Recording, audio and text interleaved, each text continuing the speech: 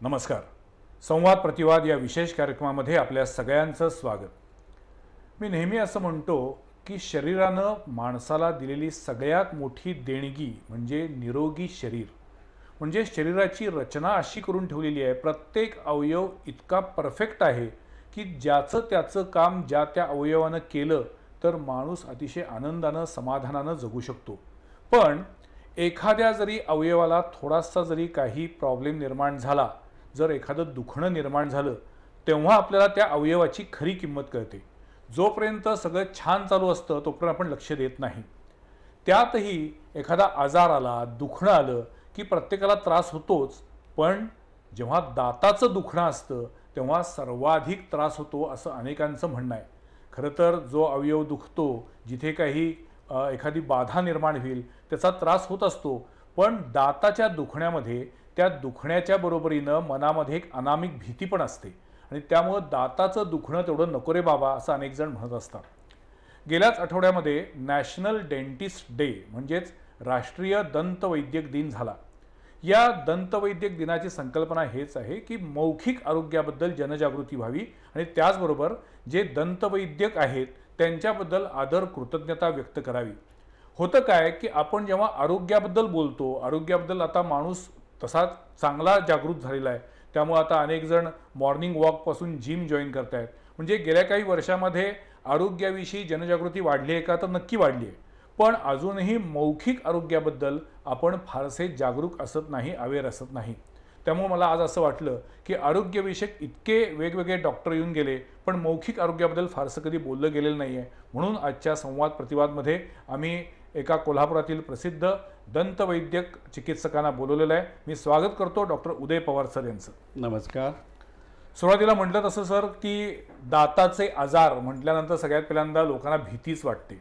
कारण एकतर त्यामध्ये दात दुखायला लागला, दातात कीड झाली, दाढीत कीड झाली, त्यानंतर तुम्ही तो दात किंवा दाढ उपसून काढता, दातातून रक्त यायला लागलं, काहीही दाताचा आजार असला की लोकांना भीती वाटायला लागती.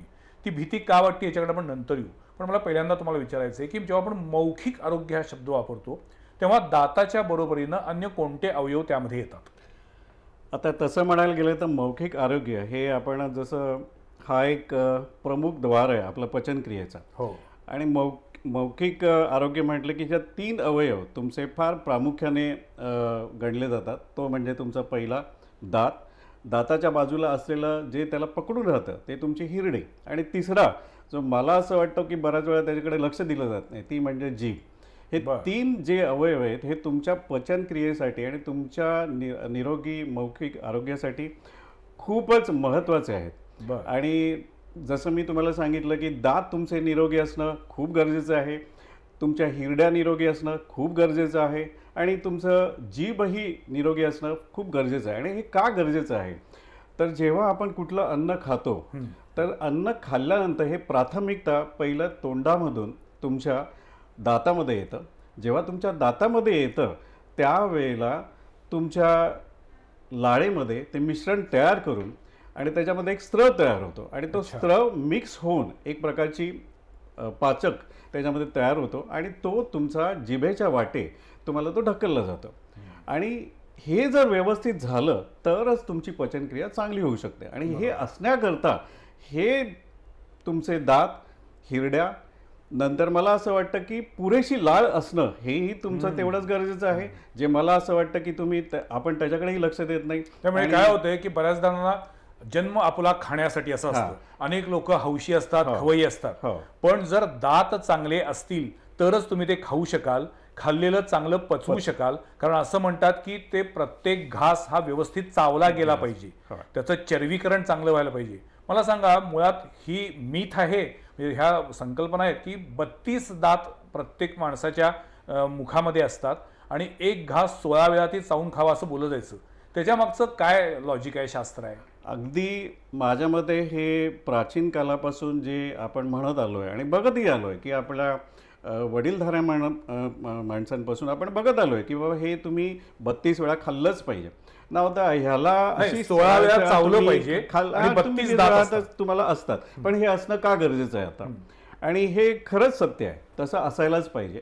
त्याचं कारणही असं आहे की की तुम्हाला जर तुमचं खाल्लेला पदार्थ हा जर चांगला पाचक व्हायला पाहिजे असेल तर तुमच्या शरीरामध्ये दाताचे 2 भाग असतात, प्रामुख्याने 2 भाग असतात. एक म्हणजे पुढचा भाग, जे पुढचे दात असतात, आणि बऱ्याच लोकांना हे माहिती नाही आहे की पुढचे दात हे कापण्यासाठी काम करतात आणि मागचे दात जे असतात हे तुमचं चर्वण करतात. त्यामुळे दोन्ही तुमचे प्रत्येक दाताची एक कार्यक्षमता आणि निसर्गाने एक ती रचून ठेवली, ती तशीच ती काम करते.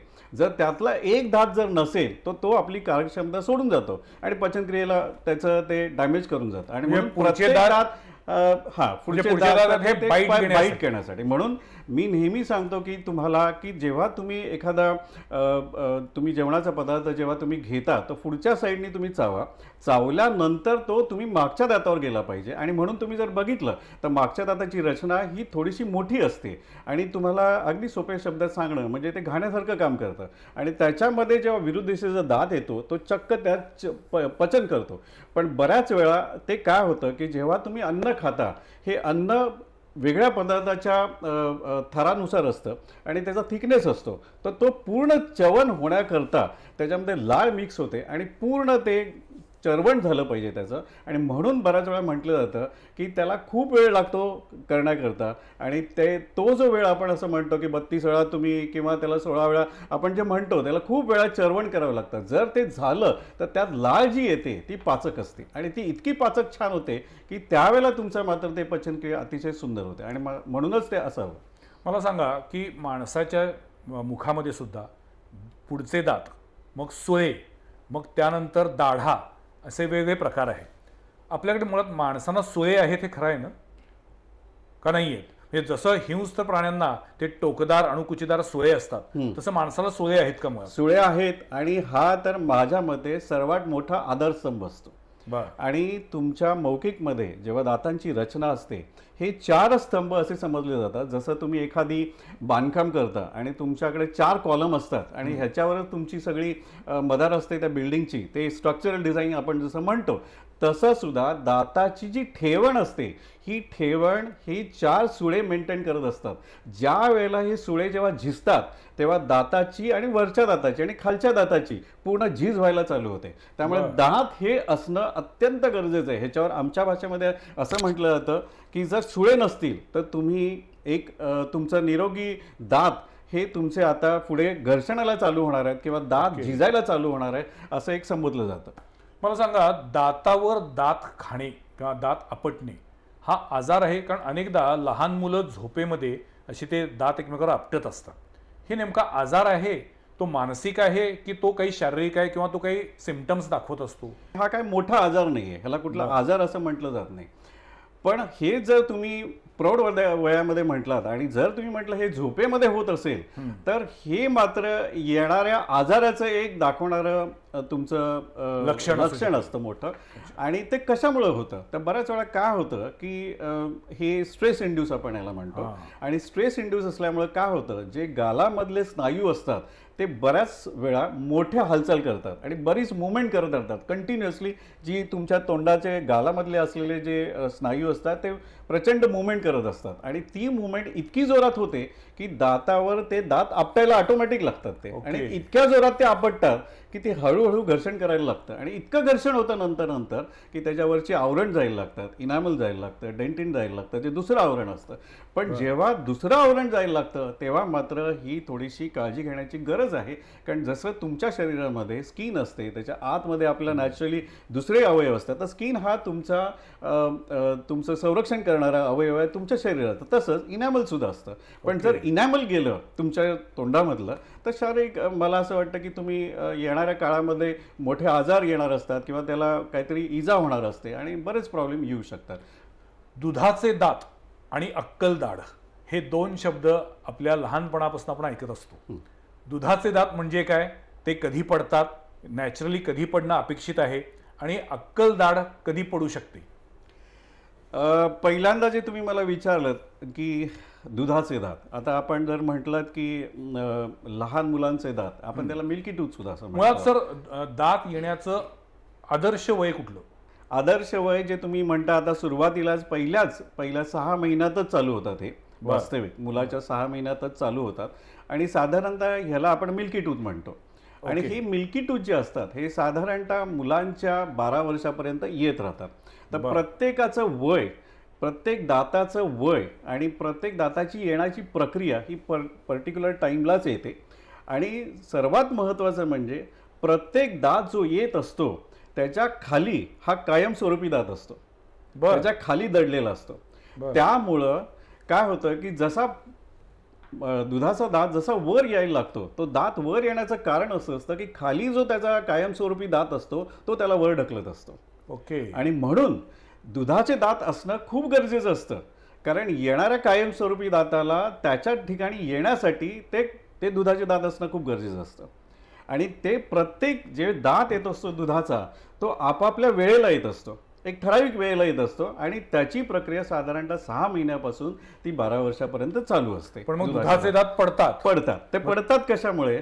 तर हे त्याच्या खाली आलेले जे दात असतात, कायमस्वरूपी जे दात येत असतात ते वर येतात आणि ते वर येऊन त्याला ढकलतात आणि त्या ठिकाणी तो दात येऊन बसतो आणि तो दात दुधाचा दात पडतो आणि तुमचे मग कायमस्वरूपी दात. पण म्हणजे मग माणसाच्या आयुष्यामध्ये तसं म्हटलं तर तोंडात 2 वेळा दात येतात.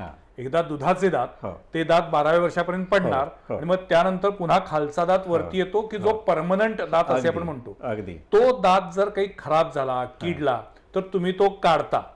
त्यानंतर मात्र नॅचरली पुन्हा दात येऊ शकत नाही कुठलीही. आणि हाच एक भाग आपल्या शरीरामध्ये सगळे अवयव जर तुम्ही बघितले तर एखादी कुठलाही आजार झाला कुठल्याही शरीरामध्ये असू दे, स्किनला असू दे, लंगला असू, आपल्याला इन्फेक्शन्स होतात पण ती रिकव्हरी होतात, कारण ते सगळे ऑर्गन रिजनरेटिव्ह आहेत. पण एकच अवयव शरीरामध्ये असा आहे, जर तुमचा कायमस्वरूपी दात असेल आणि त्याला समजा कीड लागली तर ते पूर्व स्वरूपात येऊ शकत नाही किंवा त्याला परत इनॅमल तयार होऊ शकत नाही. आणि ह्याच्यामुळंच दंतवैद्याला म्हणूनच मी सगळ्यांना म्हणतो की तुम्ही कीड येऊ नये किंवा तुमचे दात निरोगी असणं, हिरड्या निरोगी असणं हे खूप गरजेचं आहे, जेणेकरून आम्हालाही माहिती असतं की इथे आम्ही काही करू शकत नाही. जर एकदा ती कीड लागली, एकदा त्याला पोकळी झाली तर त्याला डेंटिस्ट शिवाय पर्याय नाही.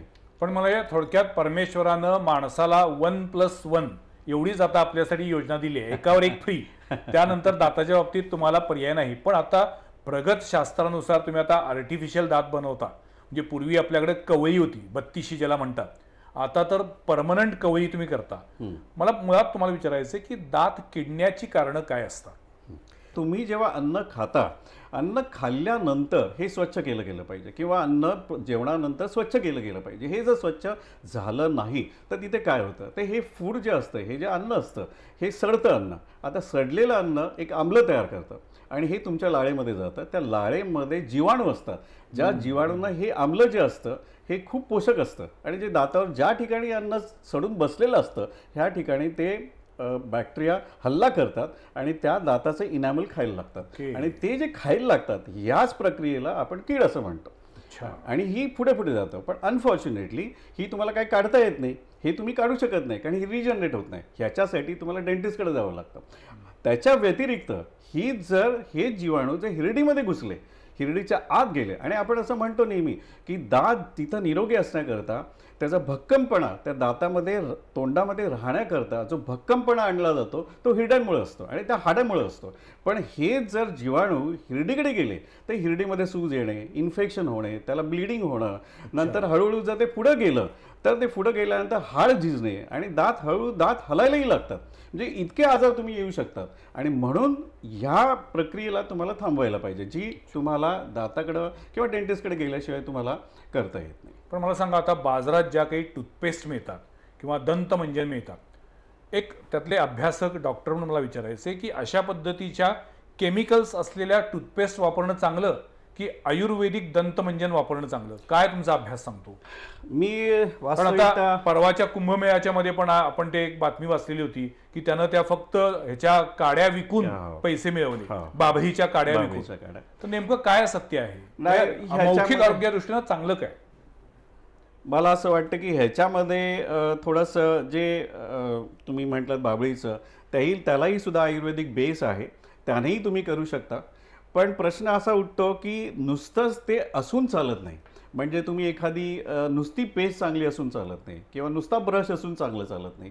तर हे संमिश्रित आहे, म्हणजे तुम्ही एकत्र कसं वापरता ह्याच्यावर तुम्ही दात कसे स्वच्छ ठेवता ह्याच्यावर सगळं अवलंबून आहे. म्हणजेच काय, तुम्ही दात कसं तुमचं पेस्ट जे तुम्ही पेस्ट वापरता ह्याच्यामध्ये साधी म्हणजे फ्लोराईड बेस असलेले कुठलाही तुम्ही पेस्ट वापरू शकता. मग त्यातली आयुर्वेदिक असली तरी चालते, पण फक्त एकच काळजी घेणे असं मला वाटतं की माझ्या श्रोत्यांना सांगणं गरजेचं आहे की बऱ्याचशा पेस्ट अशा असतात ज्या बाजारामध्ये नमूद करतात की ह्याच्यामुळे दात खूप चकाचक निघतात. तर थोडी काळजी ह्याच्यामध्ये घेणे की ह्याच्यामध्ये बऱ्याच वेळा काचेचे तुकडे टाकलेले असतात. तर थोडंसं जरा काळजीपूर्वक राहणं. जर तुम्हाला असं जाणवलं की बाबा ब्रश करताना दाताचंच आवरण निघत आहे तर थोडीशी ती पेस्ट वापरू नये असा माझा सल्ला असेल.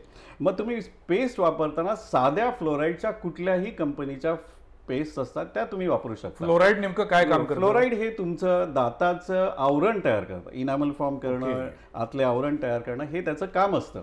पण नुसती पेस्ट वापरणं तेवढं सफिशियंट नाही आहे. मग ह्याच्यामध्ये महत्त्वाचा काय भाग असतो तर ते पेस्ट तुम्ही जेव्हा वापरता ही दातांवर घासली गेली पाहिजे आणि त्याच्याकरता तुमचा ब्रश हा एक इम्पॉर्टंट त्याचा एलिमेंट आहे, हा तो वापरला गेला पाहिजे. आता ब्रश सुद्धा बऱ्याच वेळा काय घेतात की ब्रश जेव्हा तुम्ही विकत घेता तेव्हा तो ब्रश विकत घेताना हे तुम्ही बघायला पाहिजे की कुठल्या प्रकारचा तुम्ही ब्रश घ्यायला पाहिजे. एक्झॅक्टली, कारण आता बाजारामध्ये सॉफ्ट, मीडियम आणि हार्ड असे 3 प्रकारचे टूथब्रश मिळतात. मग कुठल्या माणसानं कुठला ब्रश वापरावा? तर हे साधा आणि सोपा नियम आहे त्याचा. तर तुम्ही काय करा, तुम्ही जेव्हा ब्रश सिलेक्ट करता हे तुमच्या डिपेंड दातांच्या हार्डनेसवर असतं.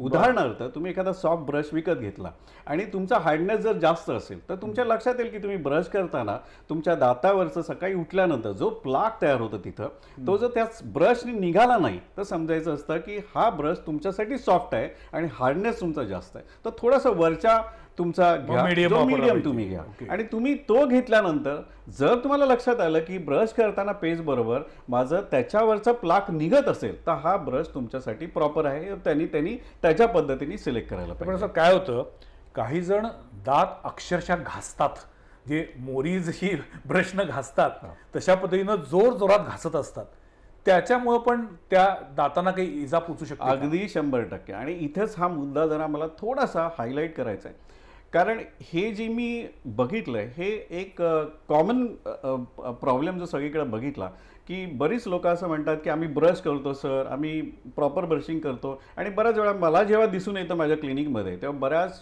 दातांची घर्षण झालेलं असतं. स्पेशली हिरडीच्या इकडे दात खूप घासून गेलेले असतात.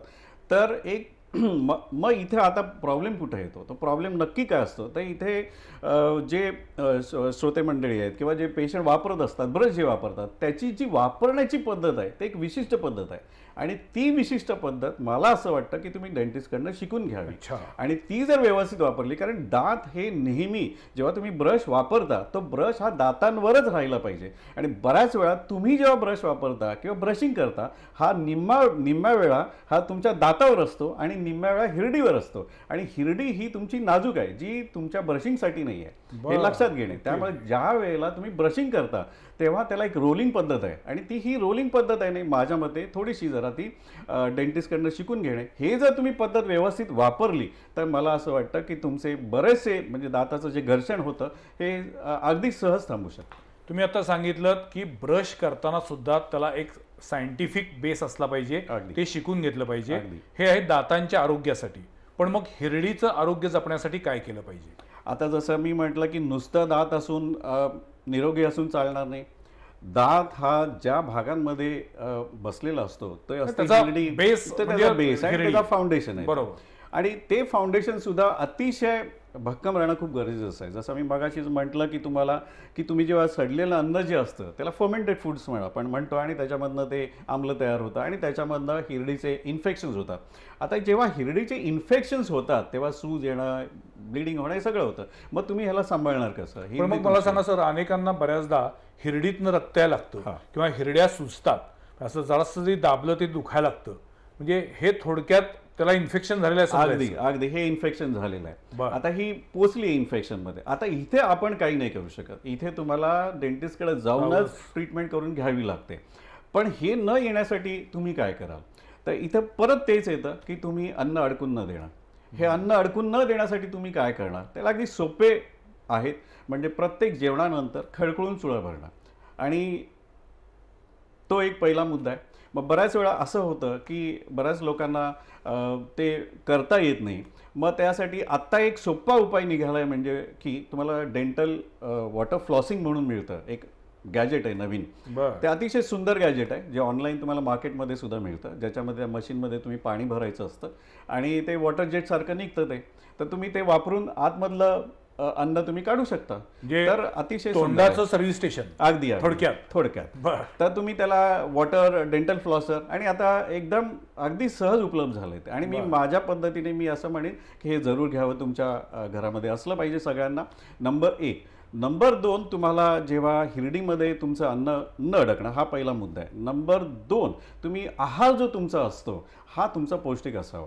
हा मी बरं. सगळ्यांना पहिल्यांदा म्हणतो की तुम्ही अन्न जे पण तुम्ही खाता हे अन्न पौष्टिक असावं.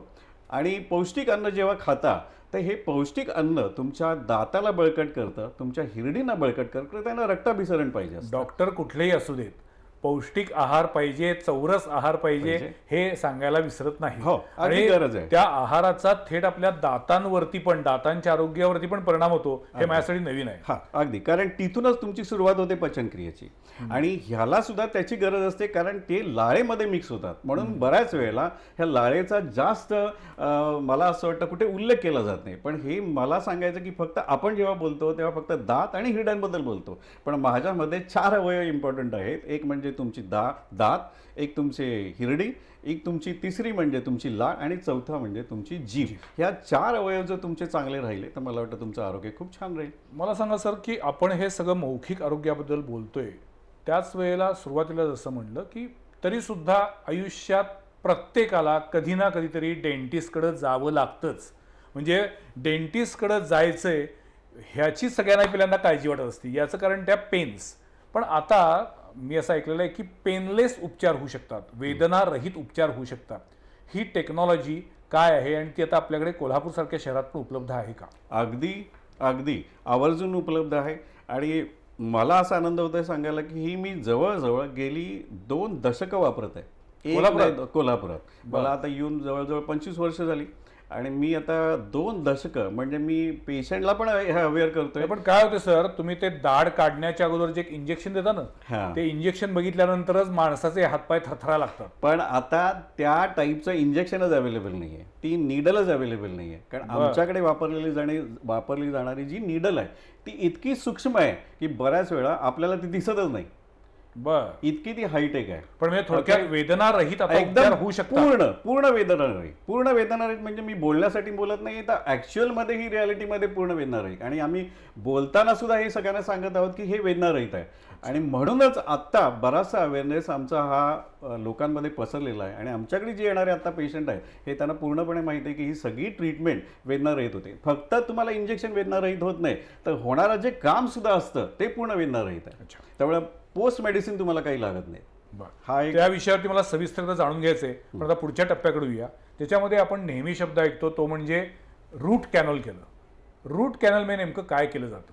आता हा एक सर्वात कॉमन आणि जो येतो प्रामुख्याने सामान्य लोकांकडनं जो येतो, आणि हे कधी होतं तुम्हाला, तर जनरली जेव्हा तुमच्या तोंडामध्ये कीड किंवा पोकळी पसरते, ह्याच्यामध्ये किडेमध्ये एक प्रकारचे जीवाणू असतात. हे जीवाणू जाऊन तुमच्या शरीरामधल्या दाताच्या इनामल डेंटिन आणि जो पल्प असतो त्याला, ज्याच्यामध्ये रक्ताभिसरण असतं आपलं, ज्याच्यामध्ये तुमचं सप्लाय असतो, आणि त्याच्यामध्ये जेव्हा त्याच्यामध्ये तुमचे जीवाणू जातात त्या ह्या पल्पमध्ये तुमचं जेव्हा जीवाणू जातात आणि ते पू तयार करतात, एक प्रकारचा पू तयार करतात. आणि तो जेव्हा इन्फेक्शन तयार होतं, तेच इन्फेक्शन हळूहळू जाऊन त्या रूटच्या आतमध्ये हेच कनेक्ट झालेला हा सगळा भाग असतो, दातांच्या मुळाशी पस तयार होतो. आणि हा पस जेव्हा तयार होतो तो इतका अग्रेसिव्ह असतो, इतका प्रेशर देतो की मग त्यावेळेला इतकं पेनफुल असतं ते की ते आय थिंक मला असं वाटतं की तो नाईटमेअर असतो पेशंटसाठी.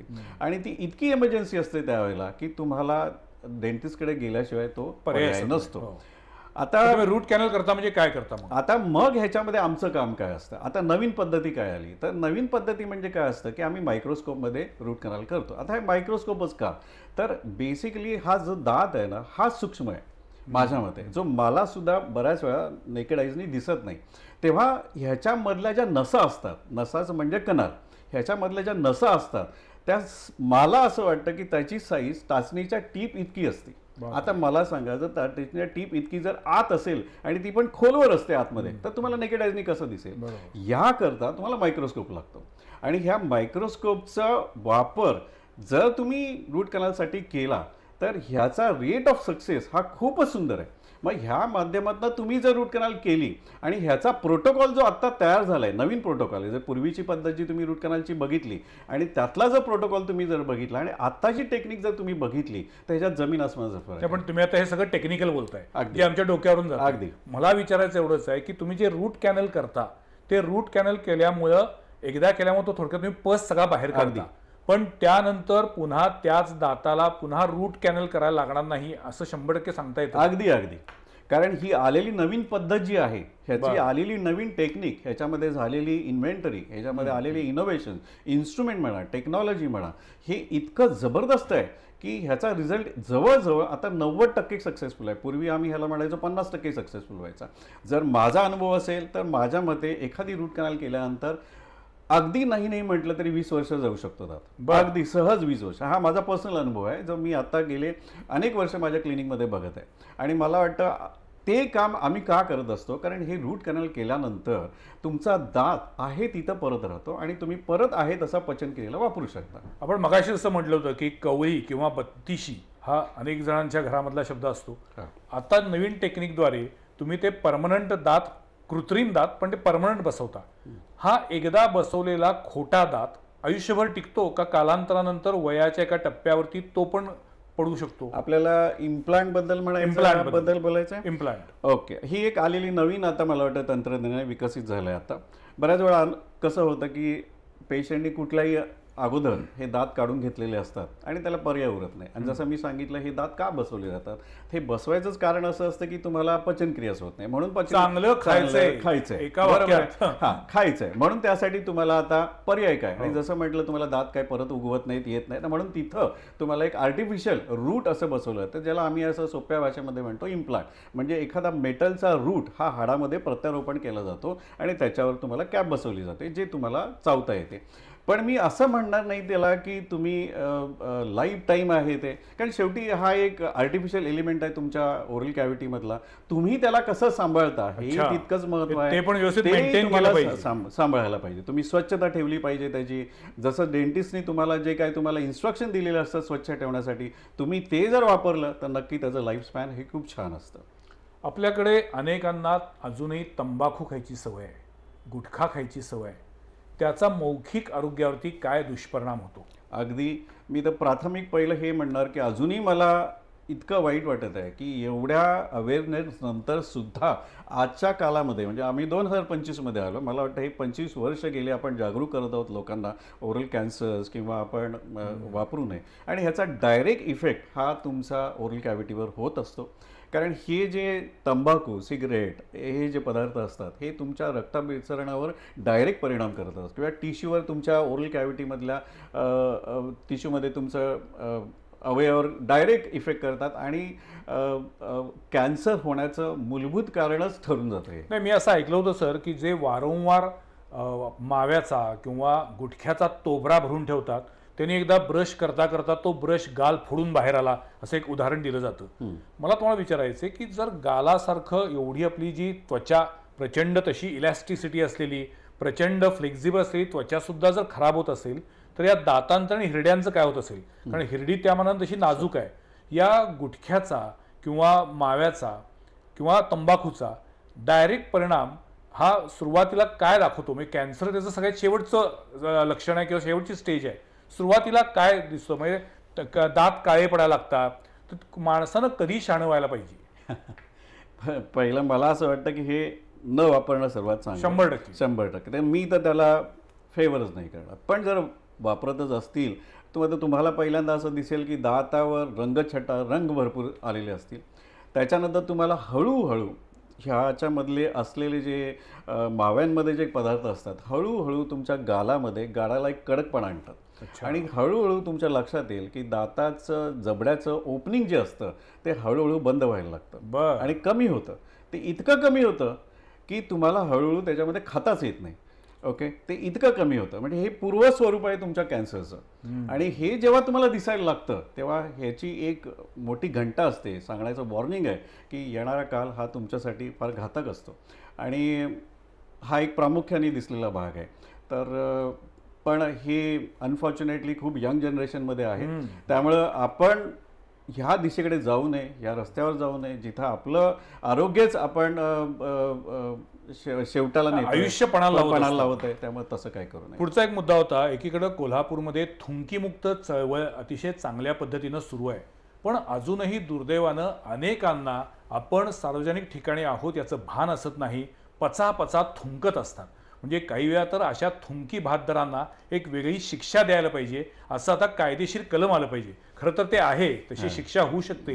पण आपल्याकडं सर्रास थुंकणारी अनेक माणसं आपण बघत असतो. या त्यांच्या थुंकण्यामुळं त्यांचीच लाळ कमी होत असते. त्याचा त्यांच्या आरोग्यावर काही दुष्परिणाम होतो का? अगदी होतो, जरूर होतो. एक तर दोघांनाही होतो. म्हणजे थुंकण्यामुळं तर तुम्ही आरोग्याला, दुसऱ्याच्या आरोग्याला तुम्ही आजार निर्माण कारण त्याच्यामध्ये असणारे जे जीवाणू असतात तुमच्या शरीरातले, ते फक्त काय तोंडातले तुमचे जीवाणू नसतात. तुम्हाला एखादं कुठलं इन्फेक्शन असेल शरीरामध्ये किंवा लंग इन्फेक्शन असतील, तेव्हा ते तुमच्या थुंकण्यामुळं ते तसेच जीवाणू त्या भागामध्ये जात असतात. एखाद्या दुसऱ्या माणसाने त्याच्यावर जर कॉन्टॅक्ट झाला तर ते इन्फेक्शन डिसीज होऊ शकतात. तुमची स्वतःची लाळसुद्धा जेव्हा तुम्ही जास्त थुंकता तेव्हा ते शरीरातलं एक पाणी असतं, तर तुम्ही ते बाहेर थुंकायचं नसतं जास्त, तर ते थोडंसं आपल्याच ह्याच्यामध्ये शरीरातनं ते आत घ्यायचं असतं. आता मला नाही माहिती की हे कधी चळवळ जी आपण मांडलेली आहे, नाही काय आहे, आणि आपल्या कधी लोकांना हे बाहेर कळत येणार असतं, नाहीये. कळत असतं पण वळत नाही. नाही. म्हणजे इतके थुंकी भातदार आहेत आणि त्यांना त्याच्याबद्दल काही शरम वाटत नाही. आपण काहीतरी चूक करतोय, रस्त्यावर थुंकतोय म्हणजे म्हणजे सिग्नलवरती उभारल्यानंतर पचापचा थुंकायचं, चांगल्या मोठ्या गाडीतनं काच खाली करायची अगदी. आणि थुंकायचं. म्हणजे परवाच मी कोल्हापुरातल्या एका सिग्नलवरती एका आलिशान गाडीमधनं तो माणूस एवढ्या वाईट पद्धतीने थुंकत होता आणि दादा का थुंकताय रस्त्यावरती, रस्ता त्यासाठी जाई की असं उत्तर दिले, काच वर घेतली निघून गेली. म्हणजे हा जो निर्लज्जपणा, कोडगेपणा आलेला आहे, मी म्हणतोय त्याच्यामध्ये एक किमान आपल्या शहराबद्दलची आत्मीयता असलीच पाहिजे. त्याच्या पुढे जाऊन आपल्या आरोग्याची आपण काळजी घेतली पाहिजे. त्यामुळं वारंवार थुंकणं हे शरीरासाठी चांगलं नाही. अगदी नाही. अच्छा, पण मग ही लाळ जी आपली शरीरात तयार होत असती, त्या लाळेचा आपण पिणाऱ्या पाण्याशी संबंध असतो. म्हणजे जेवढी लाळ आपण बाहेर टाकतो तेवढा पाण्याचा इंटेक वाढवला पाहिजे का? अगदी अगदी, हे खूप गरजेचं आहे. आणि मला असं वाटतं की तुमची लाळ तयार होण्यासाठी, जसं मी तुम्हाला म्हटलं पूर्वी सुद्धा, की तुम्ही फक्त दात आणि हिरडीबद्दल आपण बोलतो, पण हे लक्षात घेणं गरजेचं आहे की लाळ ही तुमची पाचक स्तोत्र आहे. आणि ही पाचक स्तोत्र जर तुमची लाळ चांगली पाहिजे असेल तर ह्याच्या ज्या ग्रंथी असतात, ह्या ग्रंथींना हायड्रेशन येणं खूप गरजेचं असतं. पाणी भरपूर लागतं त्याला. म्हणून आम्ही वारंवार म्हणतो की जेवढं तुम्ही चांगलं पाणी प्याल, जास्त पाणी प्याल, तेवढा तुमचा सलायवा, जे तुमचं लाळ आहे, ही चांगल्या पद्धतीची बाहेर येते, तोंडामध्ये राहते, चांगल्या पद्धतीची लाळ राहते, जी तुमच्या पाचक म्हणून लाळ तुमची तयार होत असते. आणि बऱ्याच वेळा ही जर चांगली लाळ तोंडात असेल तर तुमच्या गालामध्ये जो वेटनेस असतो, आता आतमध्ये जो ओलसरपणा असतो, तो खूप गरजेचा असतो आतमध्ये, कारण ते इन्फेक्शन न होण्यासाठी ही लाळ असणं खूप गरजेचं असतं. खरंय खरंय. ओके, म्हणजे बऱ्याच आपण बघतो, छोट्या मोठ्या जखमा सुद्धा लाळेमुळे सुद्धा बऱ्या होतात. अगदी. म्हणजे अनेक प्राणी, त्यांना तर दुसरं काही औषधच असत नाही, ते फक्त चाटून त्यांच्या जखमा बऱ्या करतात. त्याच्यामध्ये अँटीबॅक्टेरियल प्रॉपर्टीज असतात, खूप काय. त्यामुळे निसर्गाने एवढी मोठी तुमच्याकडे दान दिलंय, एवढं मोठं तुम्हाला दिलेलं आहे निसर्गाचं, की तुम्ही ते परत ठेवणं गरजेचं आहे. म्हणून मी एवढंच म्हणेन की